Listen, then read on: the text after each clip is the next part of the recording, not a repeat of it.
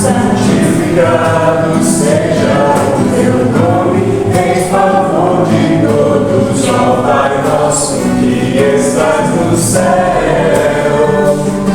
Santificado seja o teu nome, em favor de todos nós.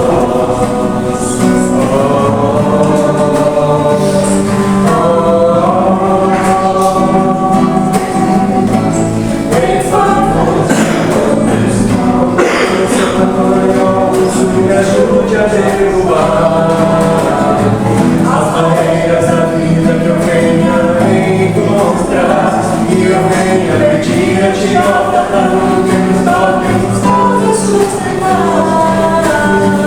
Dá-me tua certeza do dia poder chegar, a mente nas asas da águia, a força do nosso em todas as coisas criadas por ti. Reserva a minha alma, me faz tão perfeito, me leva a saber que estás dentro de mim. Ó Pai nosso que estás no céu, santificado seja o teu nome, em favor de todos, ó Pai nosso que estás no céu. Santificado seja o teu nome, em favor de todos nós.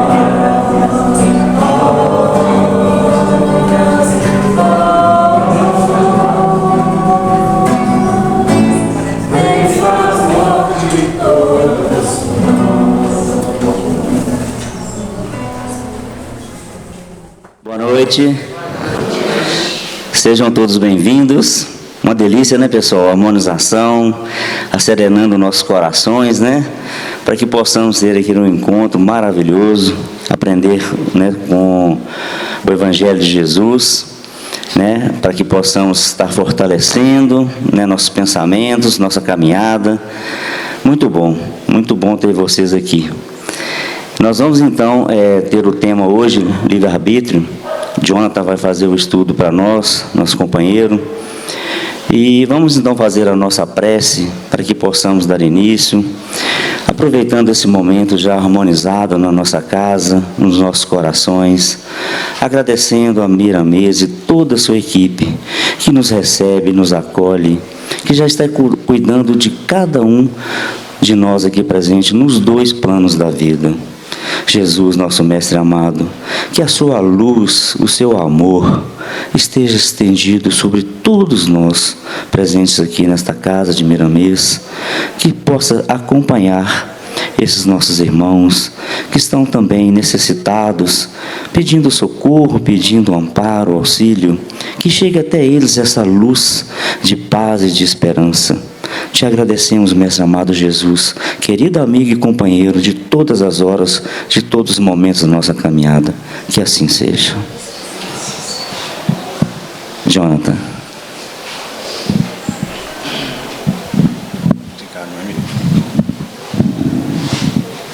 Boa noite. Primeiramente, agradecemos a oportunidade de mais um dia estarmos aqui juntos, reunidos, como Jesus mesmo nos ensinou, né?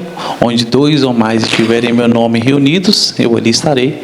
E convidamos a espiritualidade, né, a nos auxiliar, a nos amparar, a nos intuir, para que possamos aqui corresponder à expectativa de estudar o Evangelho de Jesus, de refletir acerca do Evangelho de Jesus e criarmos o nosso programa de prática das compreensões que adquirimos aqui e que adquirimos na nossa existência no nosso dia a dia. O Evangelho, como nós aprendemos com a espiritualidade, tem um cunho extremamente prático. E nós temos a responsabilidade, a obrigação de trazermos aqui de uma forma um pouco mais clara, de um pouco mais vívida o Evangelho, para que possamos todos nós vivenciá-lo. E quem vos fala aqui e quem é convidado a falar não é melhor do que ninguém, não sabe mais do que ninguém.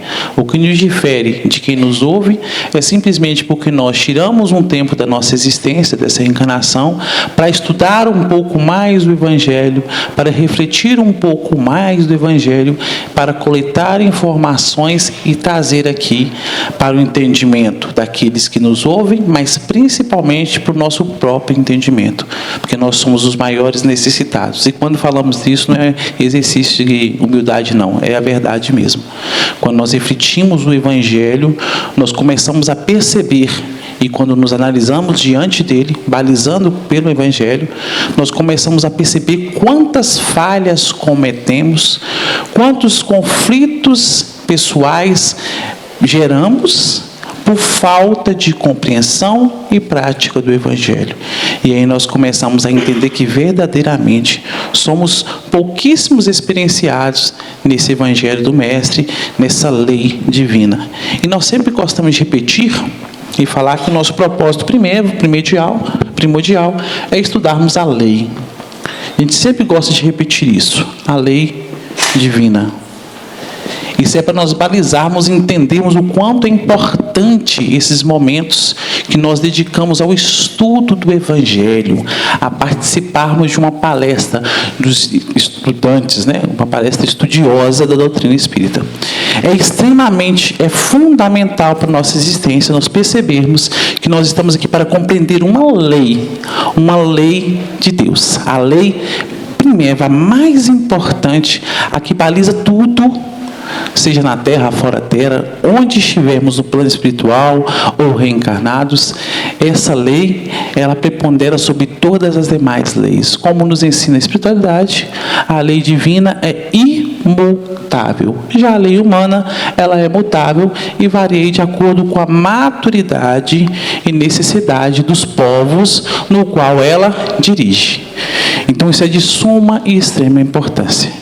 E nós estamos aqui, graças a Deus, nessa reencarnação, estudando a lei divina à luz da doutrina espírita, essa que foi traga para nós pela espiritualidade superior, espíritos que já estão em um grau muito mais adiantado do que nós, tanto em compreensão quanto em experimentação. Porque o Evangelho, como nós citamos no início, não basta apenas conhecer o Evangelho, é preciso experienciá-lo. E é nesse convite que Jesus nos chama há mais de 2020 anos, na verdade há muitos e muitos milênios, e é nesse convite que Jesus nos convida a praticarmos aquilo que compreendemos acerca da lei. E hoje nós somos convidados a falar de um tema muito interessante, particularmente eu gosto muito dele, que é o livre-arbítrio. Atualmente, na humanidade, acabou que ficou uma mania nossa mesmo, por falar do povo brasileiro, porque eu sou brasileiro e eu acompanho muito a evolução da nossa sociedade. E nós temos a mania de sempre dizer que nós somos livres, A liberdade, liberté, fraternité, égalité, O lema lá francês. E liberdade, muitas vezes nós nos confundimos acerca da liberdade. Porque liberdade, se pensarmos, e a grosso modo, no senso comum, acreditamos que nós podemos fazer aquilo que nós quisermos, não é assim? Aquilo que eu quero fazer, eu faço. Eu sou livre para agir do jeito que eu quiser. E eu pergunto para vocês, em sã consciência, alguém aqui acredita que ele é extremamente livre para fazer o que quiser, do jeito que quiser? A própria lei humana nos limita. As próprias normas de convívio social limitam essa suposta liberdade. Nós confundimos muitas vezes liberdade. Um amigo falou, é até um pouco agressivo quando ele nos falou, mas é entendível. Ele falou assim: nós confundimos liberdade com libertinagem. É diferente, A liberdade, mesmo no cunho social, no cunho das organizações sociais, ela é cheia de regras e limitações. Existem diques, normas, posturas ou exigências normativas que acabam que conduzem a nossa ação. É mais ou menos assim, Jonathan. Vai lá nos lemas do direito administrativo, do direito civil, Nós, como seres sociais, podemos fazer tudo o que quisermos, menos o que a lei proíbe. É assim que o direito ensina para a gente. A administração pública só pode fazer aquilo que a lei permite, né? Mas o ser humano, ele pode fazer tudo, menos o que a lei proíbe. Porque o que a lei proíbe, se você fizer, ocorrem sanções, punições, medidas que te levam, de alguma forma, a perder algo, ou financeiro, ou a própria liberdade de ir e vir, para que te imponha um aprendizado, para que te imponha uma postura para manter uma sociedade organizada. Isso falando de sociedade. Uma sociedade, ou falando de normas de organização social. E podemos dizer mais propriamente de um direito, não é? O direito que nós possuímos. Porém, que nós estamos falando de uma liberdade além, muito além, a liberdade, o livre-arbítrio, dentro dos ensinamentos que a espiritualidade nos ensina. Na verdade, aquela liberdade que nós almejamos possuir. Porque, como citamos, as leis humanas, elas são mutáveis. Porém, a lei divina, ela é imutável. Agora, é claro, conforme nos ensina a espiritualidade, mesmo as noções da lei divina, ela nos vem gradualmente, de acordo com a nossa capacidade de compreensão. Como assim, Jonathan? Há 2020 anos atrás, Jesus nos ensinou algumas noções de liberdade que hoje a espiritualidade aprofunda mais. Daqui a um século, mais ainda. Daqui a um milênio, mais ainda. E é interessante quando nós estudamos, a cada momento que nós estudamos o tema e repetimos, nós temos a capacidade de compreender um pouco mais sobre essa lei. Isso nos mostra que, de acordo com a nossa capacidade, nós vamos percebendo a lei divina, compreendendo-a e tendo uma capacidade cada vez maior de praticar.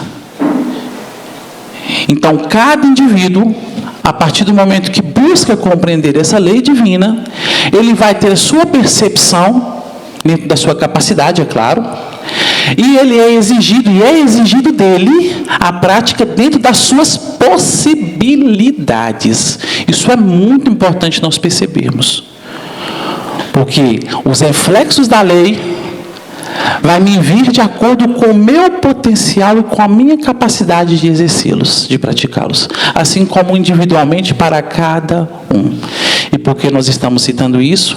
Porque a espiritualidade nos ensina que, para o hotentote, ou para o índio, ou para o indígena, se podemos assim dizer, ou mesmo para um ser lá no início dos primórdios da evolução, a liberdade dele, ela é diferente da nossa. A nossa, ela deve ser balizada através dos nossos conhecimentos. Então, nós estudamos, compreendemos os limites e temos a necessidade, a obrigatoriedade de agir dentro dos limites que nós compreendemos. Para o outro que não compreende, é dentro dos limites dele. Então, cada um segundo as suas obras. O Evangelho nos ensina isso. E nós gostamos sempre de trabalhar esse aspecto no início, quando nós trabalhamos qualquer tema, porque nós temos um hábito, eu também tenho um hábito, de querer julgar a atitude do outro e medir a liberdade do outro, os limites para o outro, e esqueço dos limites para mim. E eu tenho que focar nos limites que eu devo impor à minha existência. E esse iniciozinho de todos os nossos estudos, nós gostamos de trabalhar alguns pontos para entendermos mais profundamente aquilo que nós vamos trabalhar durante o período aqui que nós vamos estar falando. Então, liberdade, podemos assim dizer, livres, nós não somos plenamente. Porque, já diz um próprio ditado, e ouvimos isso até na sala da faculdade, a nossa liberdade está até onde chega o direito do outro, não é assim? Eu posso fazer tudo, mas que não infrinja os direitos do outro. E nós somos mais de 8 bilhões de espíritos encarnados. Então é interessante que nós convivemos o quê? Praticamente o tempo inteiro esbarrando e convivendo com o outro. O tempo inteiro. Eu posso me isolar, por exemplo, na minha casa, por exemplo, não ter ninguém convivendo comigo, mas eu tenho que exercer ali minha liberdade de forma restritiva. Por exemplo, eu não posso, 1h da manhã, ligar o meu som, como algumas pessoas gostam de usar, no talo, né? No talo lá, porque eu vou estar infringindo normas e direitos dos vizinhos. É assim que é o processo? Olha que interessante. Isso no convívio social. Então, a espiritualidade que vem trabalhar para a gente nessas questões, livre-arbítrio, nós escolhemos aqui as questões do Livro dos Espíritos, porque o Livro dos Espíritos é muito interessante. Como diz um amigo nosso, quando nós iniciamos a doutrina, é o nosso livro de cabeceira. O Pentateuco, né? Os nossos livros de cabeceira. E Kardec começa a trabalhar na questão 843. Está um pouco pequeno, né? Desculpe-nos a experiência, mas é porque tem muitos anos que nós não fazemos slides. Já tem uns 10 anos que a gente não trabalha com slides, sabe? E nós resolvemos reiniciar os trabalhos desses slides. Então acabou que eu não fiz muito grande, mas nós vamos ler aqui. Tem como ampliar um pouquinho, amor? Nós vamos ler aqui as questões, só ampliar lá. Não, pode até o zoom, né? Ótimo. Obrigado. Suporte técnico. Vamos lá. Questão 843 do Livro dos Espíritos. E para quem não conhece o Livro dos Espíritos, é um livro de perguntas e respostas em que Kardec, junto com sua equipe, que não é um nem dois, né, faziam questionamentos para a espiritualidade e elas vinham respondiam para a gente. E Kardec começa categoricamente na questão 843. Tem o homem o livre arbítrio de seus atos? Ou seja, o homem ele é livre para fazer o que ele quiser. E eu vou ir mais, né? Eu posso fazer o que eu quiser, quando eu quiser, do jeito que eu quiser. E aí vem a espiritualidade, e traz essa resposta. Pois que tem a liberdade de pensar, tem igualmente a de obrar. Sem o livre-arbítrio, o homem seria uma máquina. Então, olha que interessante que a espiritualidade fala. Então, peraí. Todos nós somos livres, sim. Para fazer o que nós quisermos, nós vamos entrar nas próximas questões. Mas começa a falar o seguinte. Quando a espiritualidade nos responde aqui, ela nos chama a responsabilidade. Eles falam assim, tem a liberdade de pensar. E também a de obrar. E aí nós vamos lembrar da lei de causa e efeito, né? Uma ação, Jesus ensinou, o plantio é livre, a colheita é obrigatória. Automaticamente eu entendo que, se eu sou livre, e eu exerço esse meu direito e tenho uma atitude, isso gera uma causa, que nos olhos e na visão do mestre, é um plantio. E, consequentemente, terá consequências. Mas vamos para a próxima questão. Questão 844.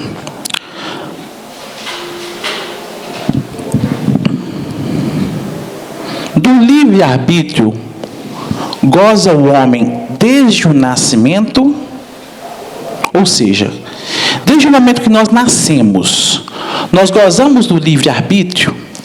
Aqui, nós podemos dizer que Kardec está fazendo a pergunta na reencarnação, pela resposta.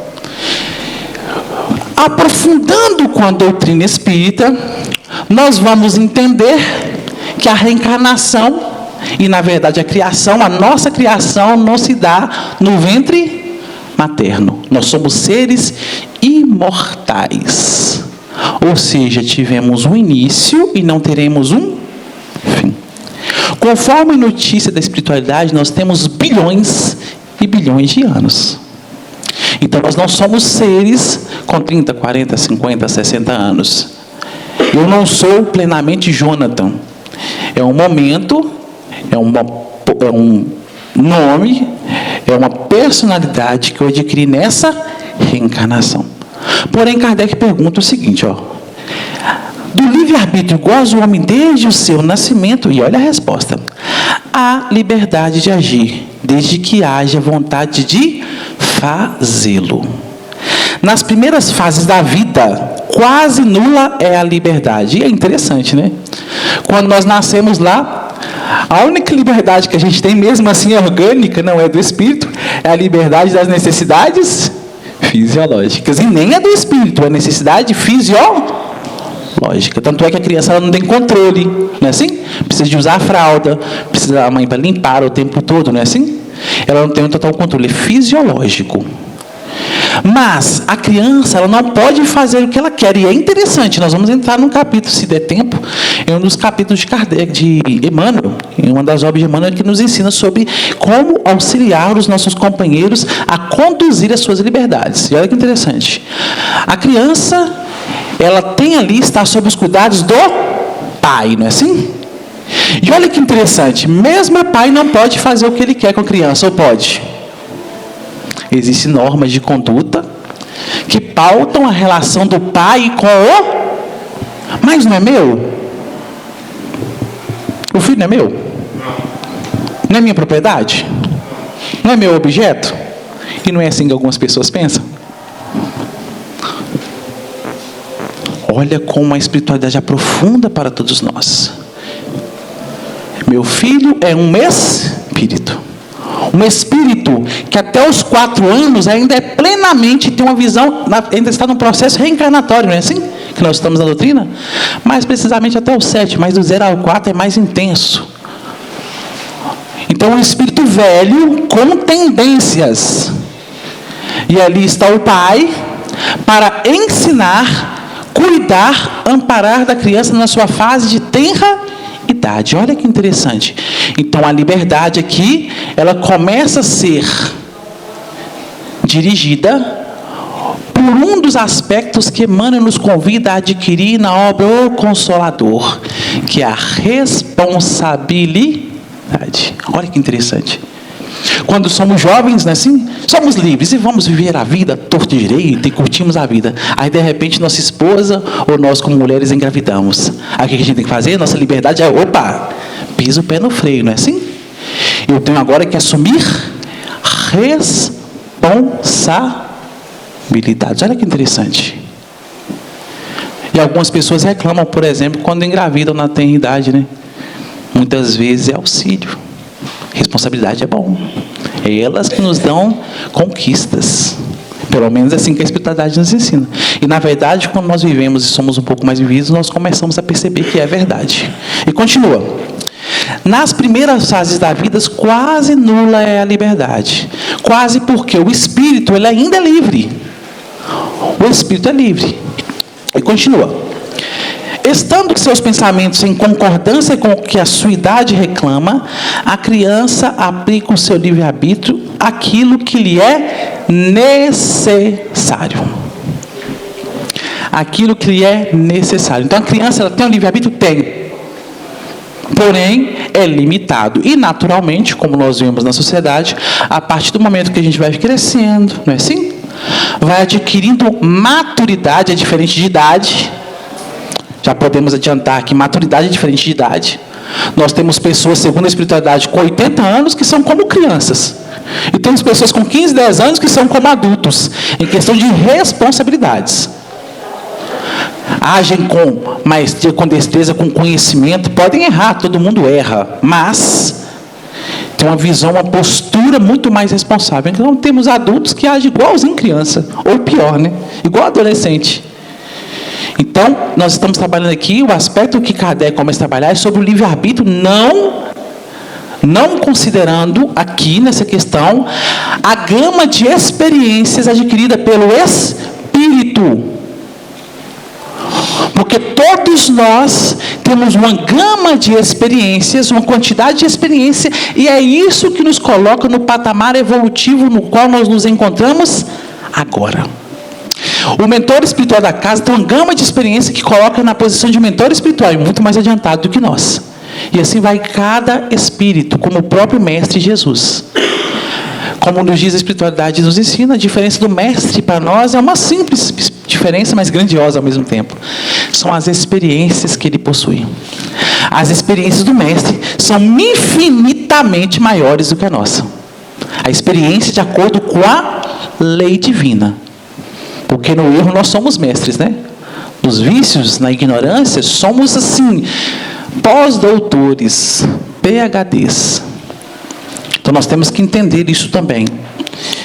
E aí, questão 840. Estou apanhando aqui, gente, espera aí. 845. Pergunta: não constituem obstáculos ao exercício do livre-arbítrio as predisposições instintivas que o homem traz ao nascer? O que ele está perguntando? Então, peraí, essas predisposições, e aí nós vamos aprofundar. As tendências, os desejos, os vícios, não põem limitações ao seu livre-arbítrio? E aí vamos com a resposta com a espiritualidade. As predisposições instintivas são as do espírito antes de encarnar. E eu sempre me lembro, sempre que eu vejo isso, as predisposições, sempre lembro daquele capítulo do Evangelho com o Espiritismo que nos ensina como nós sabemos o que nós fomos no passado. Está lá a espiritualidade nos falando a respeito daquela famosa curiosidade que a gente tem, né? A maior parte, nossa, será quem eu fui no passado? Alguns buscam até a hipnose, para fazer aquela famosa hipnose de regressão, né? E a espiritualidade falou assim: não preocupa não, quer saber quem você foi no passado? O que a espiritualidade fala? Observe suas tendências. Está vendo o mecanismo? Então, as predisposições do espírito são as experiências como espírito que ele adquire na gama da sua existência. E continua: conforme seja este mais ou menos adiantado. O que a espiritualidade está falando para a gente? Do quinto princípio básico da doutrina Lei de Progresso, evolução. De acordo com a capacidade moral que nós adquirimos, intelectual, porque nós sabemos muito bem que a evolução se dá de duas formas, intelectualmente e moralmente, conforme a espiritualidade nos ensina. Esse livre-arbítrio é exercido mais ou menos. Quando nós vamos aprofundar e estudar mais profundamente acerca do livre-arbítrio, a espiritualidade nos ensina que o livre-arbítrio nos é dado a partir do momento que nós começamos a ter o pensamento contínuo. E aí nós vamos entrar nas próximas questões, mas não vamos falar agora não. E continua. Elas podem arrastar essas tendências à prática de atos repreensíveis, no que será secundado pelos espíritos que simpatizam com essas disposições. Lei de sintonia. Então, aí para a gente ver que interessante. Falando de livre-arbítrio, nós falamos de evolução e falamos de lei de sintonia. Como assim? No exercício da minha liberdade, eu acabo, ou eu repito os meus hábitos do passado, ou eu mudo para um hábito novo. E são essas minhas práticas que vão atrair pessoas simpáticas a mim.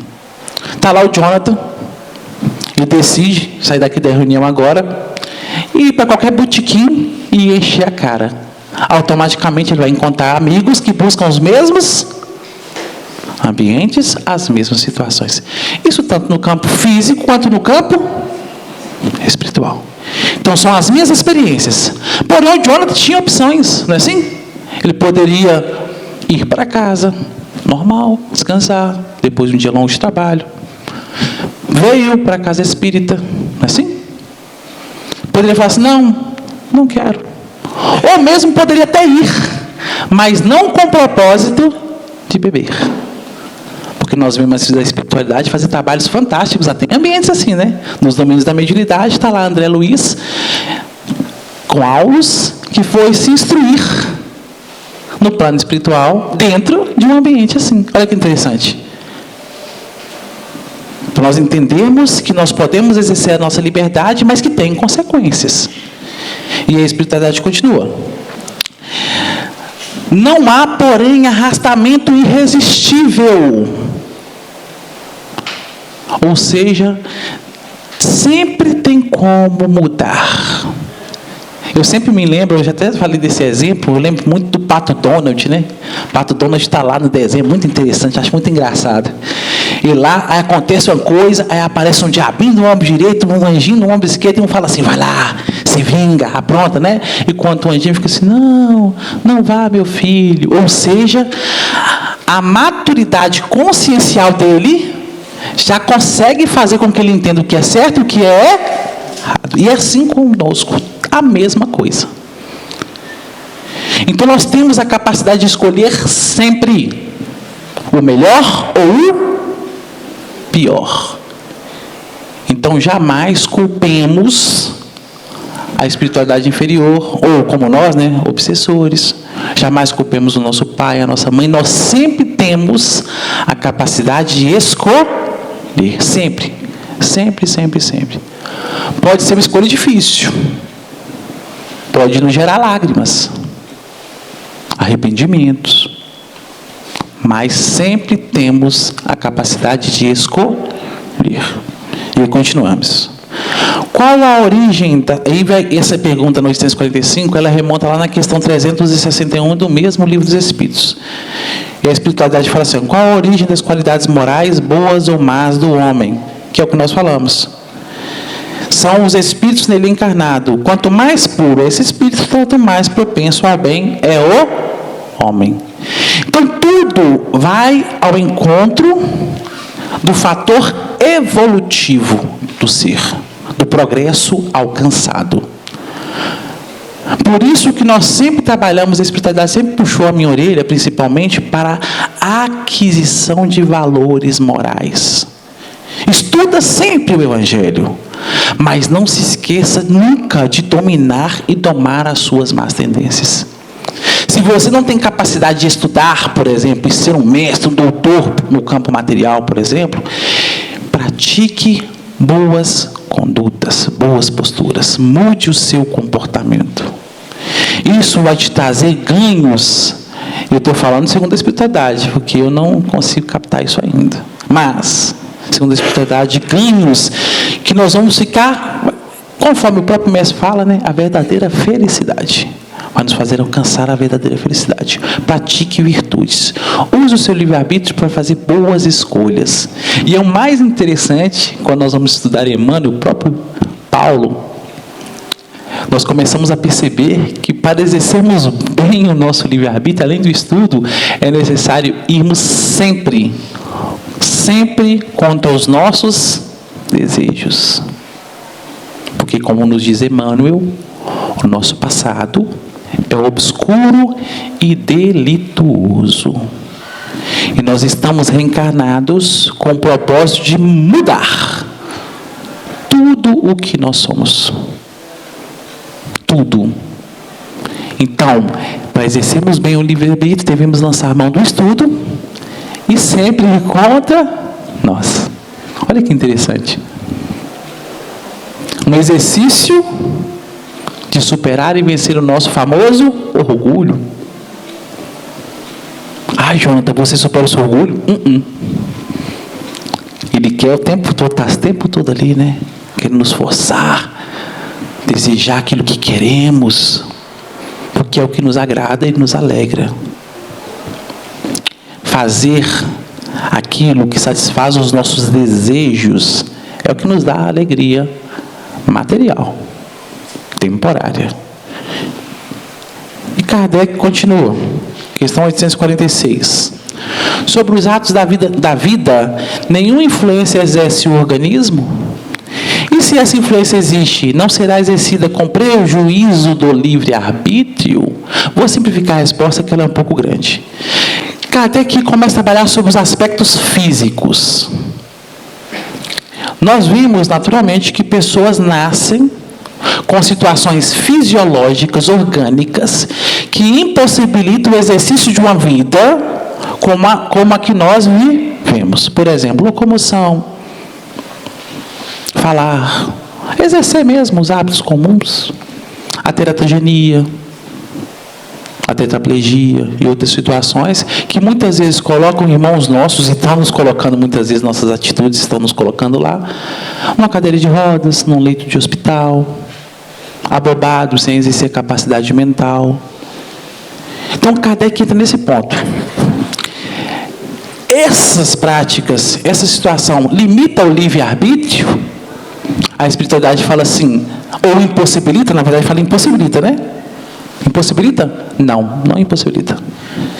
É inegável que sobre o espírito exerça influência a matéria, que pode embaraçar-lhe as manifestações.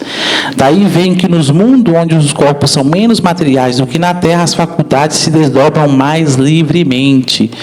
Então, por exemplo, eu adoraria que, juro para vocês, sair daqui e volitar daqui lá na China com a força do pensamento, com a velocidade do pensamento. Eu posso fazer isso? Posso?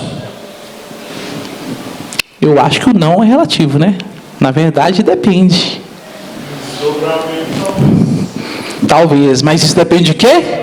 Da minha evolução moral, não é verdade? Porque não basta querer, eu tenho que produzir todas as condições necessárias para isso fazer. Nós não temos notícia da espiritualidade, por exemplo, que tem espíritos que é necessário que você abra a porta para que ele entre e saia. Olha que interessante.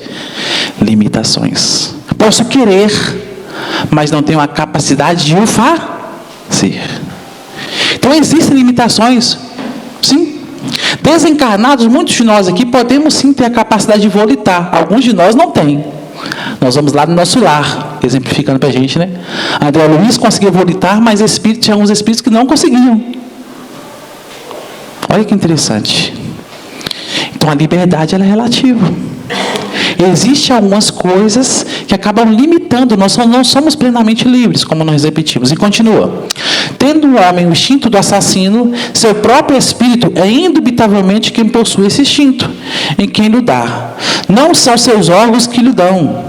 Ou seja, tudo que nós somos não é fruto da matéria, não está impregnado na matéria, e sim no nosso espírito. Sempre ouvi um ditado, né, nas igrejas, falando assim, a carne é fraca. Quem já não ouviu isso, né?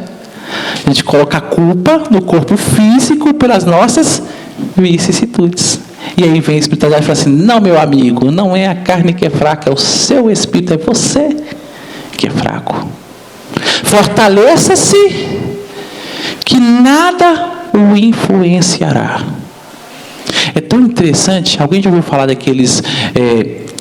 vou falar monges, por exemplo, que se alimentam de pouquíssimo ou de quase nada. Se alimentam do prana. Alguém já ouviu falar disso? Eu não consigo. Eu amo uma pizza. Sério. Eu não consigo, não. Capacidade do espírito. Não é o corpo. É o espírito. Ele se promoveu através da aquisição de experiências. Utilizando do seu livre-arbítrio, isso qualquer um de nós podemos fazer, tá? Como ele alcançou, nós também podemos alcançar. Utilizando do livre-arbítrio, do poder de escolha e do conhecimento, ele começou a ter práticas que hoje culminou na condição de se alimentar do que é frugal, do básico, do necessário. E eles encontram no prana, vamos assim se dizer, no ambiente onde se encontram os alimentos necessários para manter o seu corpo físico. Por ter um corpo físico, acredito eu que precisa de uma alimentação, nem que seja mínima, mas necessita. Mas é bem menos grosseira do que a que nós necessitamos. Eu, por exemplo, preciso de uma pizza. Ele não. Tem pessoas que têm necessidade extrema de uma carne. Outros não. O exercício da sua liberdade, disciplinada dentro do conhecimento, o colocou numa condição melhor. E nós sabemos, a respeito dos vícios da alimentação, a vastidão de enfermidades que nós adquirimos, né? Muitos desequilíbrios por causa da falta de um hábito adequado na alimentação. E ele continua. Questão 847. A aberração das faculdades tira ao homem o livre-arbítrio? Resposta: já não é senhor do seu pensamento aquele cuja inteligência se ache turbada por uma causa qualquer e desde então já não tem liberdade. E continua. Essa aberração constitui muitas vezes uma punição para o espírito. Ou seja, diante dos plantios que eu exerço nessa vida, eu, Jonathan, eu posso estar plantando para uma próxima encarnação uma teratogenia. Um desequilíbrio no meu corpo e no meu cérebro que eu vou nascer numa cadeira de rodas, não vou conseguir pensar nem articular mecanicamente,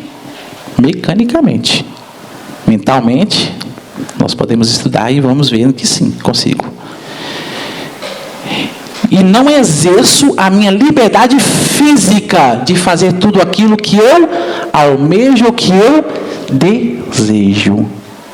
E quando nós vamos estudar acerca da lei divina, nós começamos a perceber que isso tudo não é fruto de uma punição, e sim do amor divino.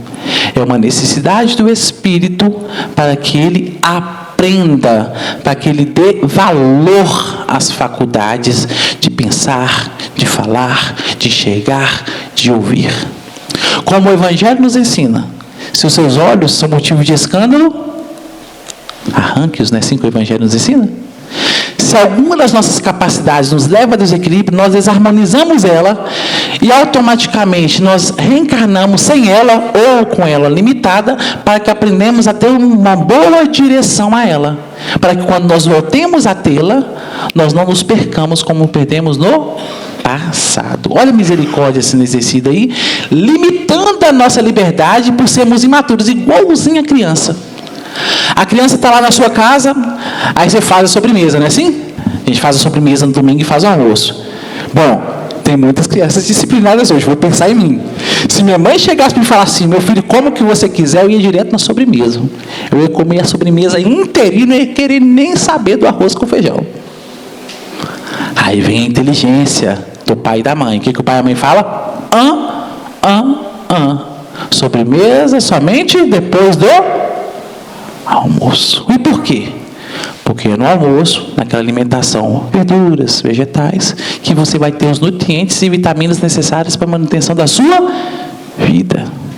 O doce é só um benefício que lhe é dado como um prêmio por você almoçar. Ou simplesmente um agradozinho, né? Um docezinho assim de leve. Ou seja, para o espírito ignorante, é necessário que outro mais maduro o direcione. E é por isso que nós temos a codificação espírita. Porque nós somos extremamente ignorantes. Espíritos mais maduros, que entendem melhor a lei, que vem nos dizer como e quando devemos agir, não para nos impor, não é isso a ideia da espiritualidade, para nos direcionar. Não é assim que o professor faz? O professor faz assim, nos mostra o melhor caminho. O mestre nos mostra o melhor caminho. Como Jesus mesmo disse, mestre eu sou, porque eu sei o caminho, né? Eu sou o caminho, a verdade e a vida. Ninguém vai ao Pai senão por mim.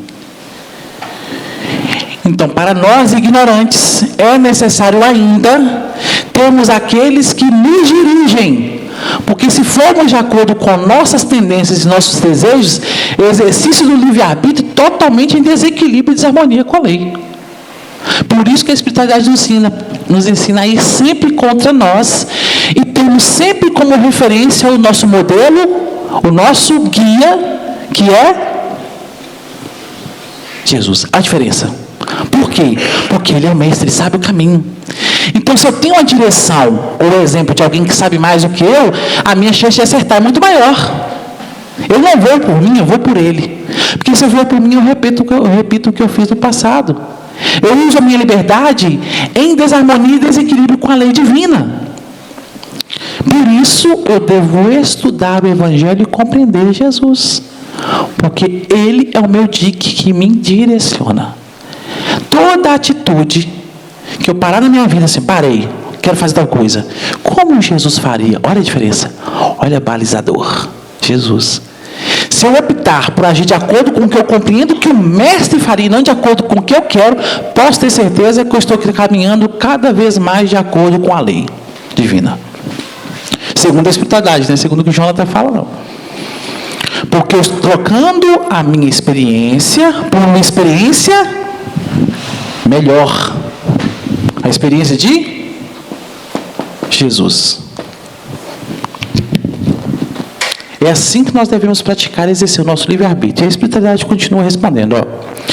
Essa aberração constitui muitas vezes, essas limitações orgânicas, físicas que nós encarnamos muitas vezes, que nossos irmãos encarnam, constitui muitas vezes punição para o espírito que, porventura, tenha sido noutra existência fútil e orgulhoso. Toda prática que nós tivemos na nossa existência, que for fruto do orgulho e for fruto de futilidades, que não for útil, é um plantio que gera desequilíbrio com a lei e, naturalmente, nós teremos que harmonizar. E essa harmonização, muitas vezes, para nós despertarmos para isso, é necessário que eu sinta na carne, na pele os efeitos. É mais ou menos aquela ideia assim, ó. Eu estou lá vendo na TV lá a propaganda do carnaval, né? Cuidado no trânsito, não beba quando for dirigir, não é assim? Porque pode ter acidente e mostra aquelas cenas lá, drásticas, né? Eu paro e olho para aquela TV e falo assim, não acontece comigo não, não é assim? E lá vai eu. Se eu corro demais, eu sofro uma multa. Ou seja, sinto no bolso para me disciplinar, olha que interessante. Se eu acidento, eu sinto na carne. Está vendo o mecanismo? Eu tenho a possibilidade de aprender antes ou aprender com a experiência. Está vendo o mecanismo? Sempre assim. Estudar o Evangelho me faz antecipar e aprender sem necessidade de sofrer. Como você tem um exemplo da alimentação, eu consigo compreender, estudando a respeito do organismo físico, que alguns hábitos alimentares me são ruins. O que eu faço se eu sei aprender sem sofrer? Eu me antecipo e começo a mudar o meu hábito alimentar. Eu sei que alguns sentimentos e pensamentos me levam a desequilíbrio, não somente orgânico nessa existência, mas no plano espiritual e para as próximas vidas vindouras. O que eu faço? Se eu me antecipo, se eu sou inteligente, se eu sou sábio, eu paro e falo assim, opa, deixa eu mudar agora, antes que piore, não é assim? Ou eu posso ser inconsequente e irresponsável e falar assim, deixa, vou fazer o que eu quero e quando acontecer, eu vejo o que eu faço, não é assim?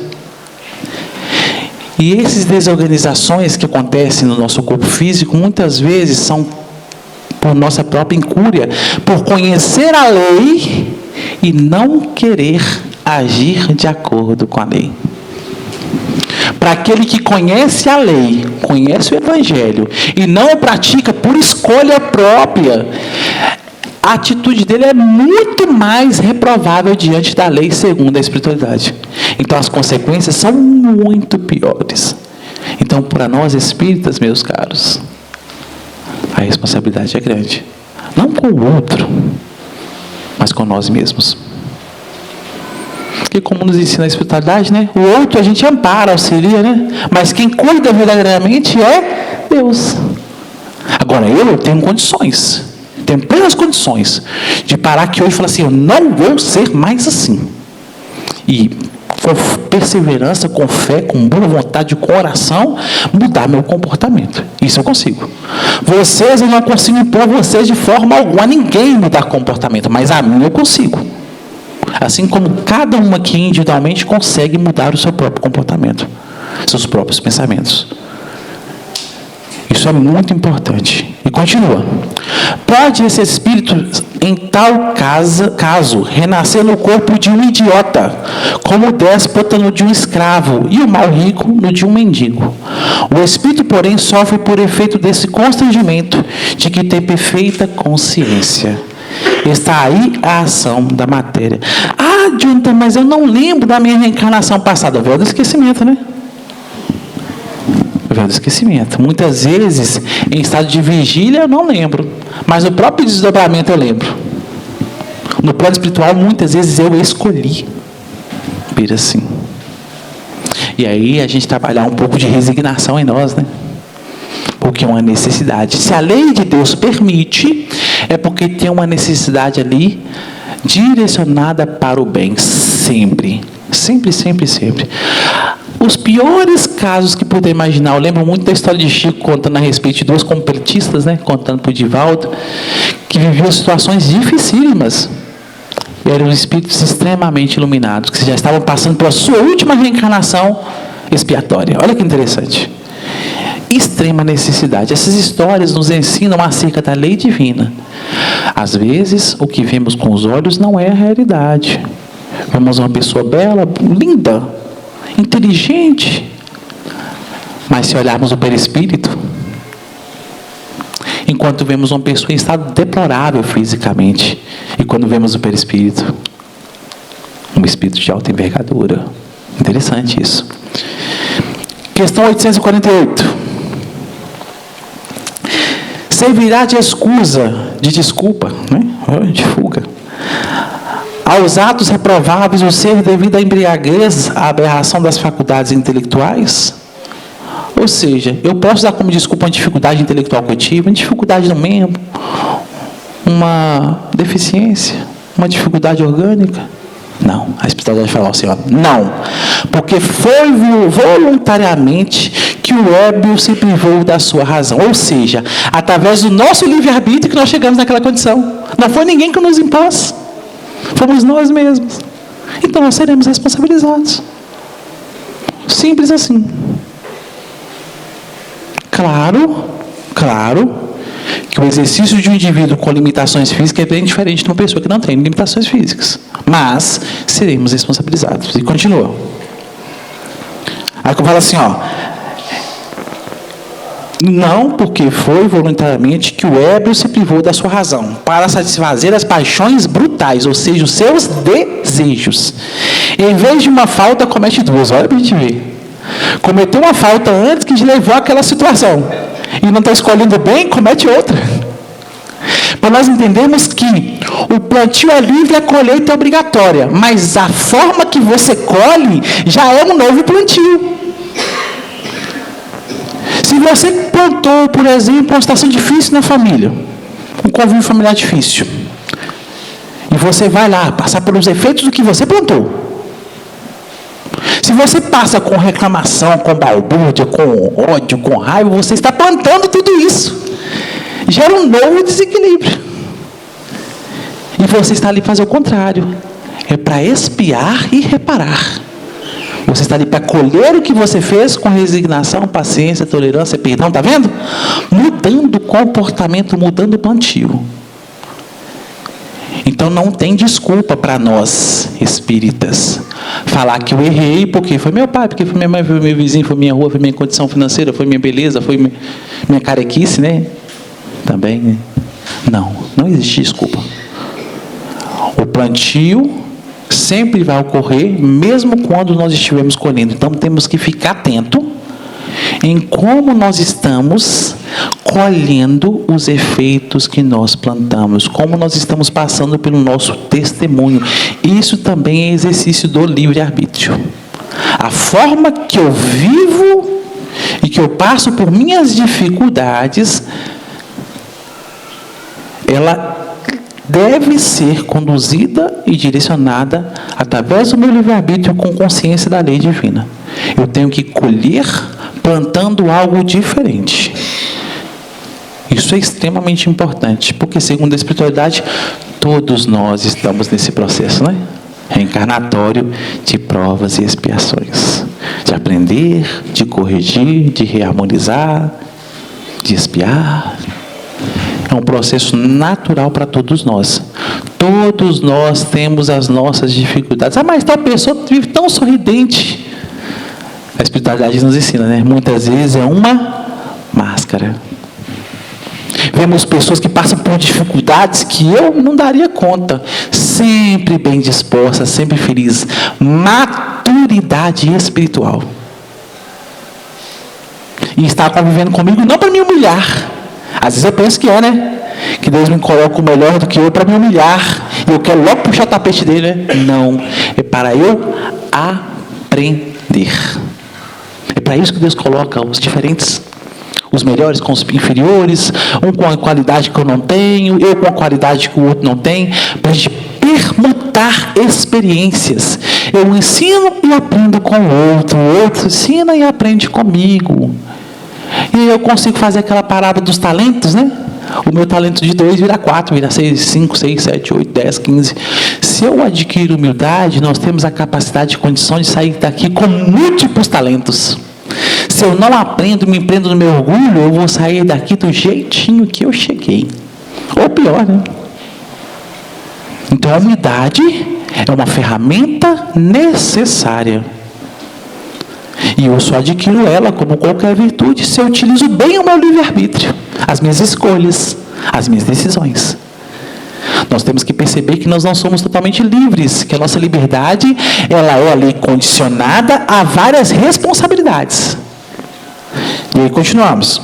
Questão 849. Qual a faculdade predominante no homem em estado de selvageria? O instinto ou o livre-arbítrio? Foi o que nós falamos agora há pouco.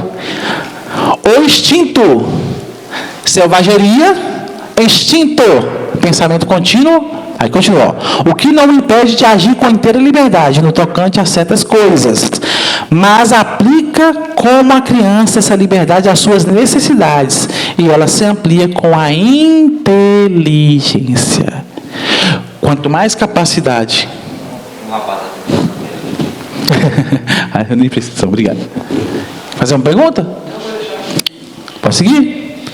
Então, de acordo com o nosso avanço intelectual, evolução, progresso, essa liberdade vai ser exercida de forma mais ampla e mais consciente também.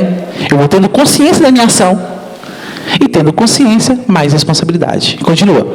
Consequentemente, tu que és mais esclarecido, olha o que nós estamos falando, fundamentado na questão 849. Tu que és mais esclarecido do que um selvagem, também és mais responsável pelo que fazes do que um selvagem, ou é pelos seus atos. Olha que interessante. Ou seja, nós ficamos aí, né?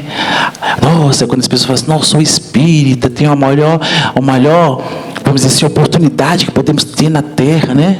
Terceira revelação, nenhuma ciência nos ensina tão amplamente acerca da reencarnação, acerca da evolução do espírito, né? Das leis divinas, o mais profundo. E a gente fica todo, né, vaidoso, né? Aí depois você começa a estudar sobre as responsabilidades e você abaixa a bola. Assim, meu caro, com a gente o buraco é mais estreito, né? Nós somos e devemos ser muito mais limitados nos nossos pensamentos e ações, porque nós começamos a perceber as consequências de todas e cada uma delas, e consequentemente também nos traz benefícios, porque a colheita será muito melhor do que teríamos sem o Evangelho. A disciplina não é assim? Crio qualquer disciplina para conquistar qualquer coisa na minha vida. Se eu tenho uma disciplina, quanto mais disciplinado eu for, mais rápido eu conquisto, não é assim? E eu só vou ver os frutos quando eu chego na conquista. Por enquanto parece só sofrimento, só dificuldade, só empecilho, só renúncia, né? Mas quando eu chego lá na frente que eu conquisto o meu objetivo, eu falo assim, nossa, valeu a pena. Valeu a pena. Isso nas conquistas do mundo, imagina as conquistas espirituais. É o mesmo mecanismo. Pergunta 850.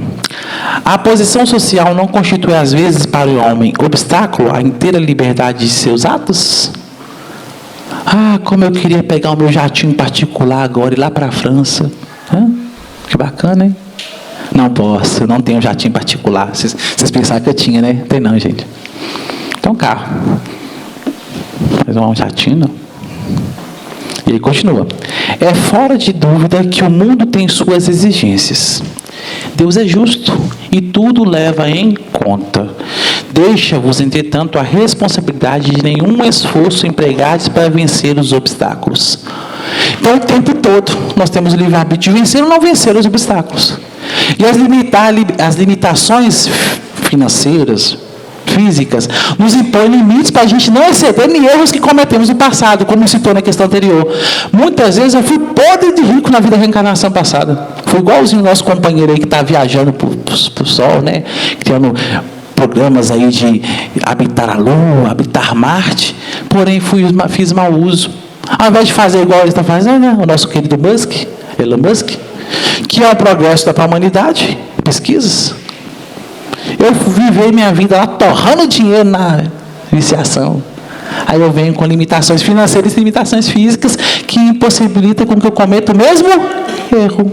E eu vou estudar a doutrina espírita, para me ensinar a lidar com as riquezas, lidar com o bem material, para que eu saiba como agir. E um dia, Deus me mandará com responsabilidade similar, para que eu saiba direcionar bem todos os recursos que eu possuir. É assim que funciona a reencarnação. Vivo várias possibilidades, vários contextos diferentes, para aprender a lidar com toda e qualquer possibilidade que existe na Terra. Sim. Porque é a única dúvida que tem nesses 78 anos que eu tenho. Única dúvida, eu tenho muitas. Eu estou envolvido. Agora, é o seguinte, eu estudo a doutrina muito velho. Aí eu trago um princípio diferente. Se estamos associados ao mundo dos fatos, não tem nenhum caminho do mundo dos valores. Porque o mundo dos valores tem toda a dimensão. Transformação. Uma encarnação anterior, um cara milionário. Aí dentro dessa encarnação aqui agora, eu sou um cara pobre. Certo? Como eu vou saber que numa outra encarnação eu fui milionário? Sendo que na outra encarnação que eu era milionário, eu desconhecia o que é a lei de progresso. Eu desconhecia o que é a lei de livre-arbítrio. Percebe? Livre-arbítrio, conforme a espiritualidade nos ensina aqui, ó. Adquirir o pensamento contínuo já tem livre-arbítrio, já tem noção. Conforme notícia da espiritualidade, todos nós temos a consciência da lei divina. Nós temos noção da lei divina. E onde ela está gravada? Na nossa consciência. E segundo o que a espiritualidade fala, nós podemos nos lembrar, mas todos nós já ouvimos falar de Jesus. Ou de leis morais, senão nós não seríamos responsabilizados por ela. Se somos espíritas, é porque nós passamos por várias religiões. E, consequentemente, ouvimos falar de valores. Só que o que acontece? O que a gente faz? Quero saber disso, não. Não é isso que a gente faz normalmente? Nas reencarnações passadas? Estávamos estudando a obra Céu e Inferno. Não me lembro o capítulo, perdoe-me. E experiência do passado. Nós temos notícia, por exemplo, lá na obra Céu e Inferno, de um sacerdote, olha que interessante, um sacerdote da Igreja Católica. Ele fala na comunicação dele: eu não tinha fé em Deus, não. Eu virei sacerdote porque eu queria usar o conhecimento que eu tinha para manipular pessoas e satisfazer os meus. E ouvir o mesmo evangelho que todos nós estamos ouvindo hoje. Porém, não se convenceu, nem se converteu. Usa para fins escusos. Nós temos que perceber que mesmo o véu do esquecimento é misericórdia. E é de uma inteligência muito, infinitamente superior à nossa. Se nós não nos lembramos, é porque é necessário. Quando for necessário, nós vamos lembrar. A gente vai lembrar. Só que por enquanto não é. Então o que nos cabe? Vamos no Evangelho com o Espiritismo. Observa as suas tendências. Por exemplo, a riqueza. Como é que você lida com um pouquinho de dinheiro? Um dinheiro extra que entra no seu bolso. O que você faz com ele? Você vai saber como que você lida com o dinheiro. Eu, por exemplo, sou péssimo com dinheiro. Não me deem, por favor. Tá? Porque com certeza, nesse campo eu já devi demais. Então, é observando as tendências que nós vamos adentrando na compreensão da lei. E eu vou só trazer aqui para a gente, só uma lição final, porque já está acabando. Tem mais slides ali, mas não vai dar. Acaba que nós acabamos dialogando e refletindo sobre todas as questões que nós falamos do Livro dos Espíritos. Mas aqui está na obra de Emmanuel, obra chamada Nascer e Renascer, capítulo 4, que Emmanuel traz para a gente o seguinte título: Fatalidade e livre-arbítrio. E olha como Emmanuel discorre acerca do livre-arbítrio, sabe essa famosa fatalidade que a gente tanto reclama na vida, né? Nossa, que fatalidade, que dificuldade. Emmanuel começa assim, ó: antes do regresso à experiência no plano físico, nossa alma em prece roga ao Senhor a concessão da luta para o trabalho de nosso próprio reajustamento. Imploramos reencarnar com dificuldades, com testemunhos difíceis para aprendermos. E continua: solicitamos a reaproximação de antigos desafetos. Nós pedimos, imploramos para conviver com essas pessoas de novo, para mudar. Imploramos o retorno ao ciclo de obstáculos que nos presenciou a derrota em romagens mal vividas. Tivemos dificuldade financeira, imploramos Jesus para vir com testemunhos, para aprendermos e agir diferente. tivemos dificuldade com a sexualidade, com a bebida, imploramos a espiritualidade para nos direcionar, para a gente reencarnar de novo, para vencer esse obstáculo. E continua. Suplicamos a presença de verdugos com quem cultivamos o ódio para tentar a cultura significante do amor. Inimigos do passado, pedimos para vir como irmãos, como pai, como filhos, como sobrinhos, como para tentarmos mudar. E ele continua.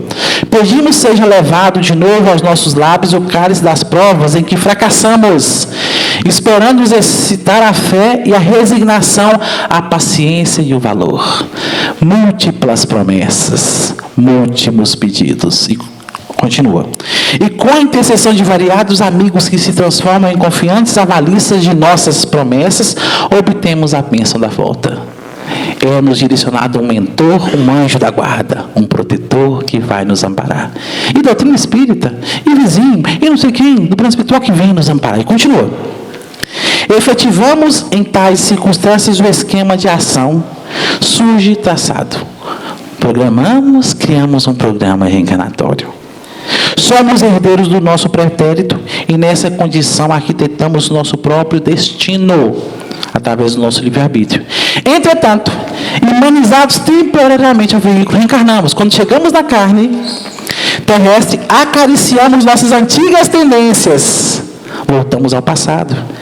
De fuga ao dever nobilitante, instintivamente, tornamos despreocupados a caça de vantagens físicas. Somos seduzidos pelos nossos desejos e exercitamos nosso livre-arbítrio em busca dos mesmos hábitos que buscamos, que nos levou à enfermidade, ao desequilíbrio. De caprichos perniciosos, de mentirosos domínios e de nefasto prazer. O egoísmo e a vaidade costumam retomar o leme de nosso destino e abominamos o sofrimento e o trabalho. Quem aqui quer trabalhar? Eu quero aposentar, né?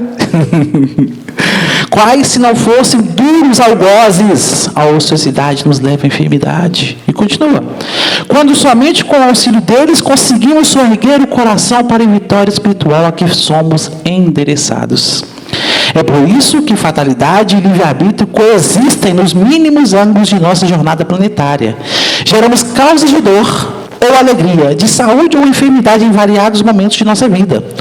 O mapa de regeneração volta conosco ao mundo consoante as responsabilidades por nós mesmos assumidas no pretérito remoto e próximo. Contudo, o modo pelo qual nos desvencilhamos dos efeitos de nossa própria obra facilita ou dificulta a nossa marcha redentora na estrada que o mundo nos oferece. Através do uso do meu livre-arbítrio, eu facilito ou dificulta a minha romagem. Aceitamos os problemas e as inquietações que a Terra nos impõe agora. Aceitemos, né? Fala assim, aceitemos. Aceite o seu testemunho. Atendendo aos nossos próprios desejos na planificação que ontem organizamos, fora do corpo denso. Não é desejo da carne, não. É aquilo que nós programamos no plano espiritual. Aceitemos a nossa programação. Fora do corpo denso, e tenhamos cautela com o modo de nossa movimentação no campo das próprias tarefas, porque, conforme as nossas diretrizes de hoje, na preparação do futuro, a vida nos oferecerá amanhã paz ou luta, felicidade ou provação, luz ou treva, bem ou mal. É o meu livre-arbítrio que me direciona para o melhor ou para o pior caminho. E aí, só para finalizar, eu tinha colocado a imagem aqui, mas acabou que essa imagem aqui é uma estrada com um indivíduo, está bem pequenininho aqui, com dois caminhos. Um caminho com estrada pedregosa e outro caminho bem asfaltadinho, bonitinho. O livre-arbítrio é isso. Eu ver o caminho, a espiritualidade me proporciona isso, né? Eu vejo quem sou como espírito imortal, entendo a lei divina e vejo o caminho. Ou eu vou pelo caminho bom, que é ir de acordo com a lei, ou eu vou pelos meus desejos. Pelos meus desejos, desequilíbrio, como foi falado na lição. De acordo com o que eu compreendo da lei, paz, equilíbrio, reajustamento e, claro, felicidade. E automaticamente, planos superiores melhores, né? Planos espirituais melhores, corpos melhores, ambientes melhores, mundo de regeneração, mundos felizes. Eu vou me sintonizando cada vez mais com ambientes e com pessoas melhores. E é assim que se dá, segundo a espiritualidade, o exercício bem vivido do livre-arbítrio. A gente agradece a oportunidade, pedimos desculpa por ter passado um minutinho. Que Jesus nos ampare. Esperamos ter deixado alguma coisa de entendimento acerca da lei. E quem quiser referência, nós já estamos no livro dos Espíritos e temos outras referências. Se quiser, nós passamos também as referências que nós utilizamos.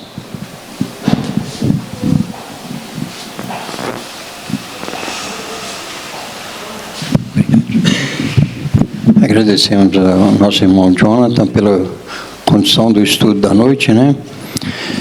E vamos ficar atentos para nossas escolhas, né?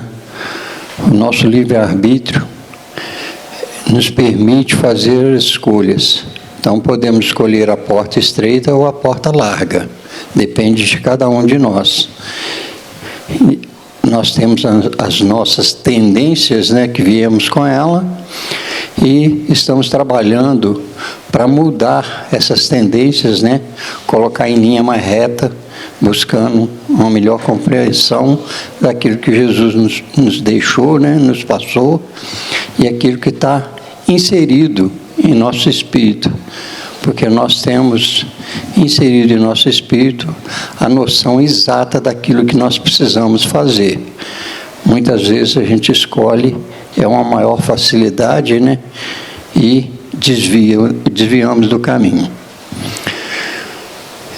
Logo após a prece final, nós vamos ter o passe.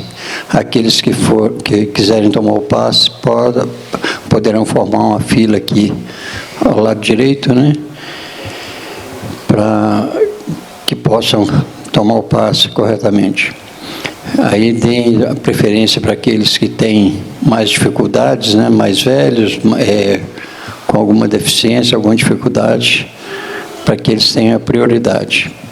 Vamos elevar nossos pensamentos a Deus, abrir nosso coração e pedir ao Divino Mestre que nos oriente em nossa caminhada, que nos fortaleça no nosso dia a dia, para que possamos fazer boas escolhas, que busquemos sempre a paz, a harmonia, o amor ao próximo, procurando fazer o que for de melhor para aqueles que nos rodeiam.